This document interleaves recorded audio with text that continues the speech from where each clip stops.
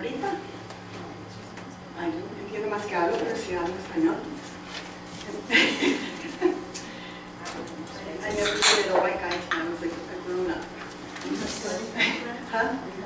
No, but I was raised in Laredo, Texas, on the border of Mexico. So all my boyfriends are Spanish. Oh, that's nice. Yeah. If I wanted to communicate with them, I had to speak it. At least when I was growing up. So we're back. Nina's gonna stay. Where's she? Yeah, I'm excited. It's what Laurel would do in the bathroom, isn't it? Go private places with I Laurel. still leave early for another event, but that I can get out. And then you come back? Okay. So I'm changing things up a little bit this morning. It doesn't really matter to you because you know what we're doing anyway. So it's all good. If lunch is off by 15 minutes, we'll come back later because we're a small group and we can do what we want, right? Right. If you have to leave, you have to leave. If you stay, you stay. We'll be here all night. We'll have wine at 6:45 and maybe beer, I'm not sure, but we'll have all kinds of stuff, cocktail party, enjoy each other. The purpose here is to accomplish those goals that you said you wanted to accomplish, period. So now is my honor to be able to introduce my next speaker. And he just put this together last night, but he wanted to be able to share his message, and I want to be able to share with you. I want to tell you a little bit about Caleb from my perspective. He was born a quiet child. He never got into anything. He never got into trouble. He was in a Christian school his whole life until he got into middle school when I uprooted him and moved him to Connecticut when I got divorced and I took a job as a vice president. I've been moving around my whole life. I thought he would be good at that too because he put up with me for however many, 10 years at that point. We got to Connecticut. He made all A's. He was in the highest reading group. Never got in any trouble except once he called some girls a lesbian in private Christian school. And I was like, oh my God, why did he do that? The truth hurts. I didn't know. Well, it turned out it was my fault. And I was just like, what? My son, he would never do anything. Caleb does not think of trouble. If he does anything wrong, somebody led him there and he just went along to make friends. Why are you telling this story? I'll explain to it in a minute, okay? Another story? Huh? No, this is a good one. It's him listening to what other people say. And I said, son, why did you call these girls this? Because he says, well, I was in the playground and they were playing with each other and they wouldn't let me come and play with them. And so I told them that they were lesbians. I said, well, do you even know what that means then? He goes, yes, you told me that when we were watching Jerry Springer. You said it's girls that like other girls. I had to call the principal. I go, this is my fault. He was right, based on the definition that he knew, right? That's all he meant. It's girls that like girls. That's what I told him. He was like 3. I mean, how else was I supposed to explain it?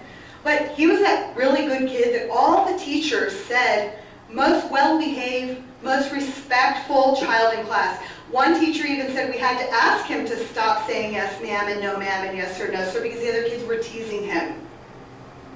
But when I made these changes with him at 10 or 11 years old, all of a sudden he started failing school and he was getting zeros on his work and I didn't understand why. And the teacher says you may want to get him tested for ADD. I'm like, him? It's no problem. I was joked that I was ADD. I'm a handful. He never did anything wrong. What was happening is I knew he did his homework, but it didn't get turned in because he lost it. Or he was unorganized. Now he couldn't think straight. And what happened is when you go into school, now you're having to take 2 teachers or 2 different classes. That's when the stuff started coming out. The first 10 years of his life, everything was fine. He was in small school, structured environment, supporting, loving people. Even though I was all over the place, I had the right structures in place. So no one ever knew he had ADD. But it was when he was in a regular environment is when it came out. So like him and many people, they have that short-term memory loss where if they don't repeat back what they say, if you tell me I want to order a cup of coffee, if I don't repeat it back exactly the things you want in it, as soon as I turn around, I can't remember what you said. Those of you who are older, it happens every day just because we're getting older, but that's what people with ADD deal with as adults and children also. Also, those noises that go on around you that most of us can tune out to focus, people with ADD can't. And people start telling them that they're stupid. They're telling them that they're not trying hard enough, that they have difficulty being able to socialize with other people because they don't pick up on those social cues. I went back to school to get certified in ADHD coaching to help him. I didn't know it was going to help me. And also all of my clients, because 80% of entrepreneurs, we struggle with that stuff anyway, whether we have AD or not, because we have 200 hats we're trying to wear. We get distracted by a million things. So I wanted to share that with you. On paper, Caleb shouldn't be here. On paper, according to the rest of society, never should have graduated from high school. On paper, 5% of people with ADD actually graduate and get into college. People who have been diagnosed with ADD. 5% get into college. And even less than that finish. So if I can bring my business here to support him and continue to inspire him and encourage him to keep going, so what he does, and I put him in a big place. A lot of times I'm always telling him that he's wonderful and he's great and he does this and he does that. Because you know what? When you do that with kids and you tell them how awesome they are, pretty soon they may start acting that way. But if you tell them what a piece of crap they are, much quicker they're going to act that way. So I tell him he's wonderful all the time and then eventually starts doing it. But he accomplishes things that may be very easy for you. He works hard at it every day. He has a good relationship with his girlfriend because he works hard at it every day. He has a good relationship with his mom because he works hard at it every day. He doesn't take things for granted that most of us do take for granted. Are you telling the Dunkin' Donuts story? He wasn't planning on it. His first job was very excited. He got hired at Dunkin' Donuts. Me, I'm always late everywhere. He would make sure his uniform was washed and pressed and had it hanging up the day before. He'd ride his bike to Dunkin' Donuts. He was 15 years old. He got there 30 minutes ahead of time every day. When I went in there to go talk to him, don't talk to me, I can't talk. He never texted. The owner said he was the most responsible, most highest work ethic person that they had. However, when somebody ordered 2 scoops of ice cream and he gave 3, he got in trouble. When somebody wanted a senior discount, he forgot to give them, and a senior complained, he got in trouble. The owner from New York walked in one day and saw this do this twice and fired him on the spot. He got laid off after 8 months of being the most responsible person because he couldn't remember those small things. That was in August or September. With the change that he's going to tell you about, when he did write his book, he went back and sold those same people 3 books. And they're still working at Dunkin' Donuts. So you guys, please, for me, on your feet, and give my son a really big applause and welcome him to the room.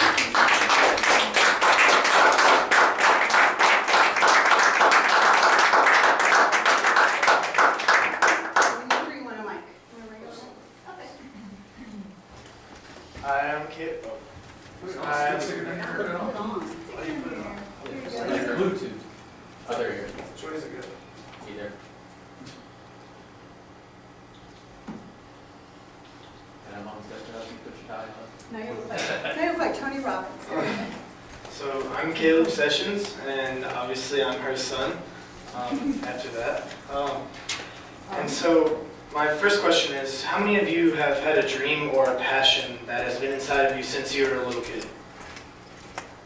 Now, how many have you done anything about it? That wasn't English, but you know what I mean. Okay, well, I'm going to invite you today to follow 3 rules. There's 3 rules today, and the first rule is have fun. The second rule is to be open to new opportunities. Am I in front of it? Okay. Be open to new opportunities and be open to meeting new people. And the third rule is follow rule 1 and 2.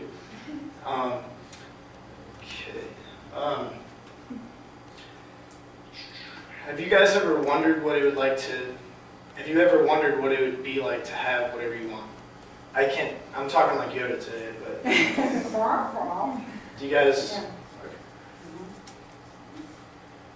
Well, today I'm going to share with you how to get exactly whatever you want. Can I share that with you guys? Can I share a few ways? Okay. Is it okay with you if I first share who I am? Yes.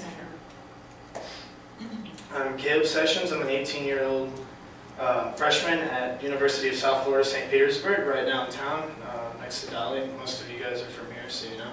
I was born in Georgia, and I was pretty much moved around a lot. My parents were divorced when I was 4 years old, and moved around to 4 different states and 12 different households. And it was really hard because I had to make lots of new friends, you know, get adjusted to new environments and whatnot.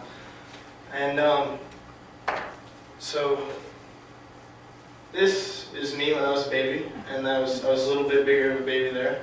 And basically, I want to talk about one of the first hardest times that I went through that I can really remember that really hit me.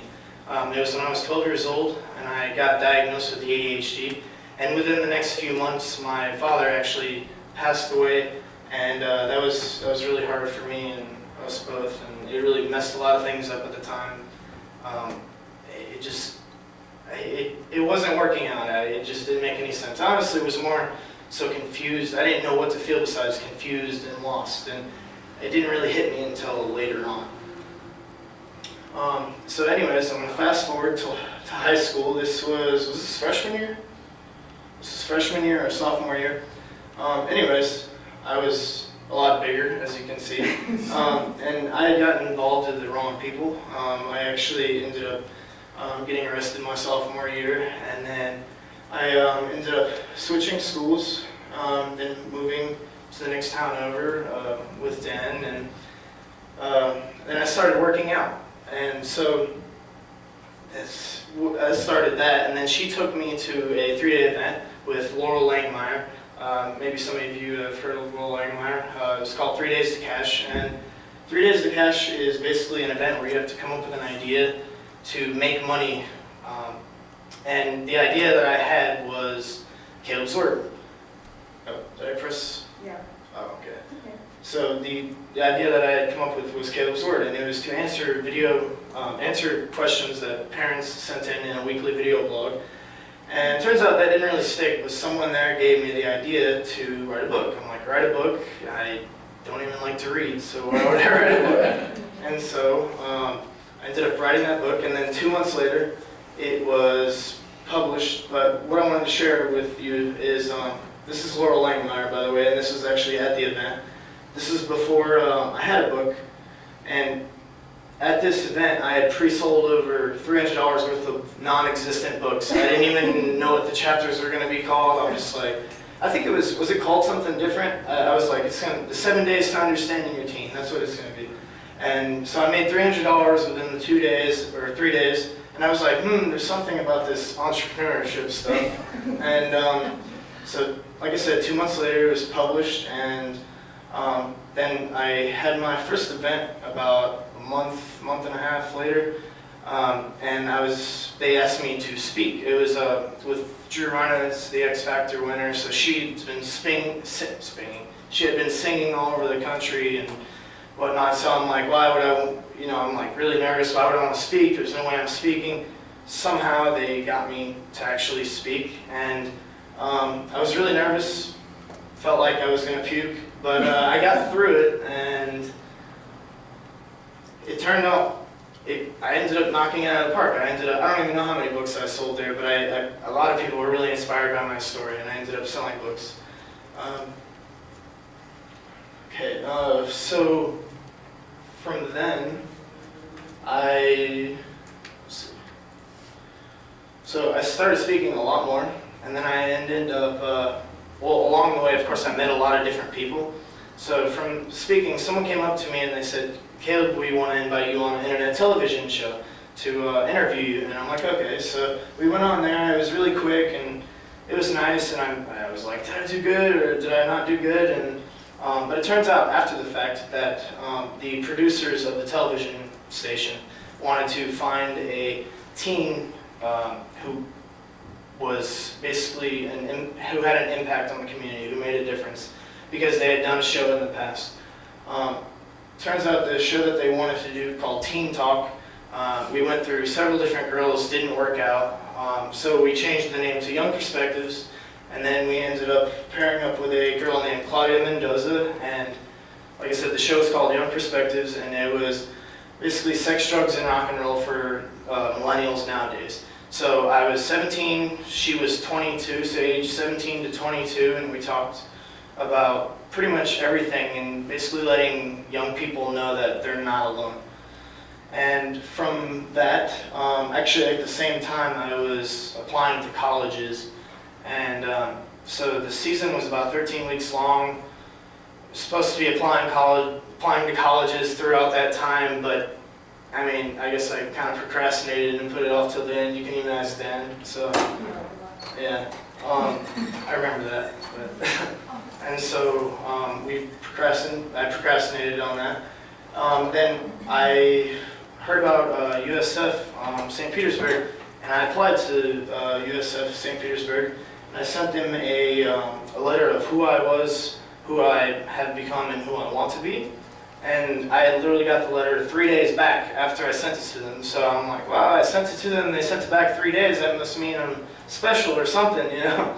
And so, actually, the day that I got the letter was the last day of Young Perspectives. It was the last day of the season. And I was doing a lot of personal development at the time. I was going to lots of different seminars. I had staff for Millionaire Mindset event, different events like Laurel Langmeyer and so on and so forth, and reading and watching lots of videos. And, okay. And then, so we had set up a tour to come visit St. Pete. And we visited St. Pete, and it was the first time that I actually felt like I was supposed to be somewhere. You know, I felt like I was at home, and I've never been here. It felt like I was just supposed to be here. It felt right. I didn't know how to explain it. Ask Laurel; she can probably explain it better. So, and on top of that, everyone was so friendly. It was on the water. I love to fish, by the way. So if any of y'all want to get me any fishing trips for my birthday, then go for it. So on top of all those amazing things that St. Pete had to offer, USFSP, or University of South Florida St. Petersburg, also had one of the top entrepreneurship programs in the nation. So I was like, okay, you know, remember, I'm like, this entrepreneurship thing is pretty cool, so I can actually major in it, which was awesome. I was so excited about that. And to fast forward a little bit more, since I've been here, I've met so many amazing people, made some connections. I met my beautiful girlfriend, Demi, who is also on staff now, surprisingly. So, and I'm still continuing to follow my, what? No. Oh, good. I'm still continuing to follow my dreams and my passion all while attending school. And so, do you remember how I was saying that there's, I know you said 3, but remember how I was asking you if you want, what can I share with you guys, how to find out exactly how you can get what you want. That was a weird sentence, but okay. So the four underlying reasons we don't have everything that we want, and 4 reasons are. First one is changes. Now, what I mean by changes is people are not ready for change, and they're also too resistant for change. It's usually one or the other, or a mix of that. And so, for example, I wasn't ready to lose my dad, and I was really resistant to speak in front of a crowd.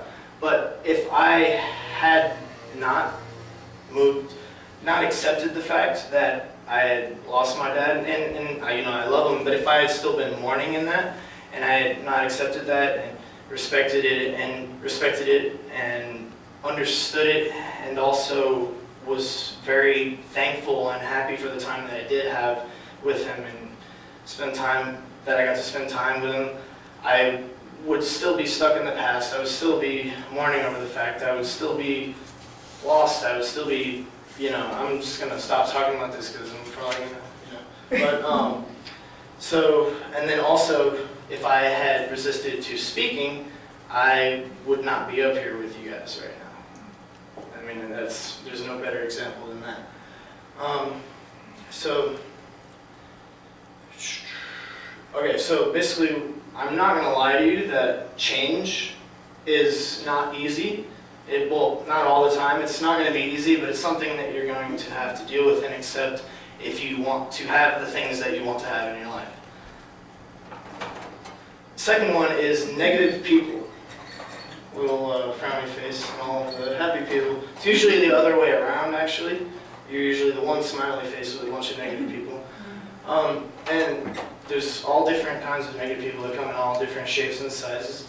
And they're always bringing down your hopes and dreams and hoping that they can bring themselves up. But in all reality, that they're going to bring you down, but also bring themselves down in the process. And what was that thing I read? I like to say that negative people that discourage your dreams are secretly too big of a coward to follow their own dreams. I don't know who quoted that, but she showed me a picture of it, so it's a good one. That's pretty much all I have to say about negative people, is cowards, pretty much.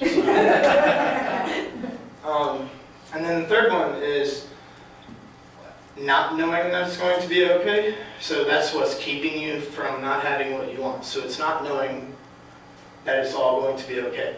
So what you need to know is, you need to know that everything is going to be okay, and you need to have the confidence that everything is going to be okay. One way or another, everything will work itself out, no matter what. I mean, the only way things aren't, there is no way things aren't going to work out. You know what I mean? It's like, you know, you mess up, let's say one person showed up for this event. You know, we wouldn't have failed. We just would have had undesired results, and it still worked itself out. It happened exactly the way it should have happened. Okay, and so everything works its way out the way it always needs to work out. And you need to have confidence in that. Number 4, everyone needs a coach or a mentor. So you need someone you can look up to for advice, mainly because hopefully your coach or mentor is someone that knows what they're doing. And this was actually my coach, or my mentor at the time, when I was going through speaking and whatnot, and my mom was helping me out a lot, and she was teaching me a lot as far as the business aspects goes. And so she actually first introduced me to speak, second time, you know, she introduced me to speaking. And basically a coach and a mentor, they've gone through everything, not everything, but they've gone through hopefully the same things that you're going to be going through. So they can save you time as far as, you know, preventing you from making the mistakes that they made. So wouldn't you rather have a manual saying, oh, don't make this mistake, don't make that mistake, because we already did it and we don't want to see you make the same mistakes? Yeah? Wouldn't you guys rather have a manual? Then you need a coach or a mentor. And I'm going to finish this up by saying thank you, everybody. Thank you for being here. You could be at home or you could be at work, and you could also be freezing your butt off at the beach, whatever you want to do. But I wanted to thank you guys for being here.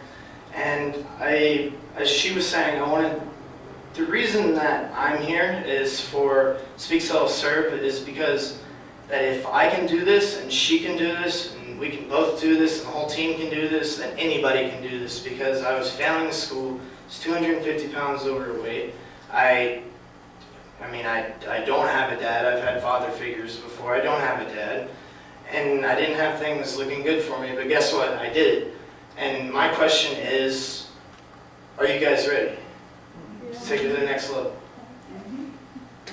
Thank you.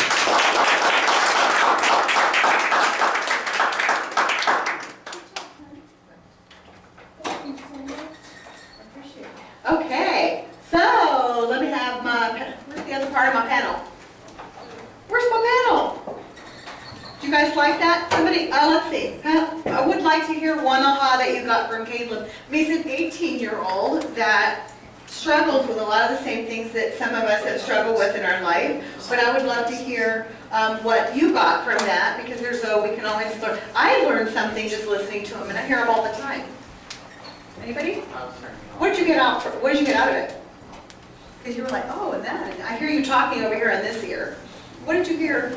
Something different? Did you hear anything different? Or something that hit you a certain way?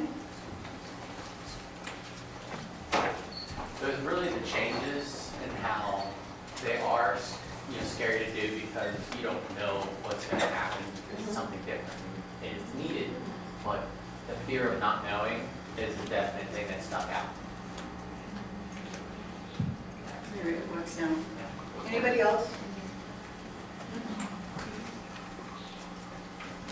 I had a couple things. The biggest thing was it's not failure, just undesirable results. We don't see the things that we see as failure is going to be negative impact, but we see things as undesirable results. It gives us an opportunity to work on it and better our health impact. Awesome. Thank you. Anybody else? Who do I owe presents to earlier? I owe people some presents earlier. Hey Dan, you can turn this off now for, or at least I can cover this up for a second while you switch out your things. Yeah, don't touch. Don't make my life harder.